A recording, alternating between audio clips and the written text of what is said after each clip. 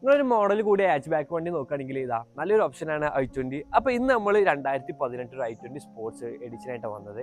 അതും ഡീസൽ ഓപ്ഷനാണ് വരുന്നത്. വെറും രണ്ടാമത്തെ ഓണർഷിപ്പ് ആയിട്ടുള്ളൂ. 1,08,000 കിലോമീറ്റർ മാത്രം ഓടിച്ചുള്ളൂ. മേജർ ആക്സിഡൻറ്റോ റീപ്ലേസോ കാര്യങ്ങളൊന്നും വരുന്നില്ല. കറക്റ്റ് ഹിസ്റ്ററി അവൈലബിൾ ആണ്. അപ്പോൾ വണ്ടീനെ കുറിച്ച് പറയുകയാണെങ്കിൽ തന്നെ ഇന്റീരിയർ അത്യാവശ്യം നീറ്റായിട്ട് മെയിൻറ്റെയിൻ ചെയ്തിട്ടില്ലേ. നല്ല സീറ്റ് കവറൊക്കെ ആഡ് ചെയ്തിട്ടുണ്ട്. അതേമാതിരി നല്ല സ്റ്റീരിയോ വരുന്നുണ്ട്, 2 എയർ ബാഗ്സ് വരുന്നുണ്ട്, പിന്നെ സ്റ്റിയറിംഗ് കൺട്രോൾസ് വരുന്നുണ്ട്.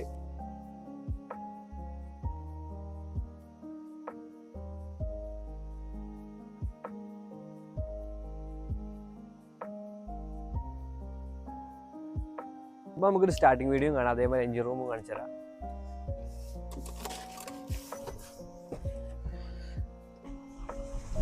സ്റ്റാർട്ടിങ് ആണെങ്കിലോ ലാഗോ കാര്യങ്ങളൊന്നും വരുന്നില്ല.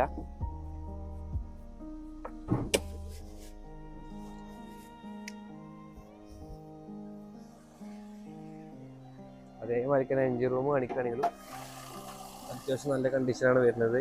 വീട്ടിലാണ് മെയിൻറ്റെയിൻ ചെയ്തിട്ടുള്ളത്. മേജർ ആക്സിഡന്റോ കാര്യങ്ങളൊന്നും വരുന്നില്ല.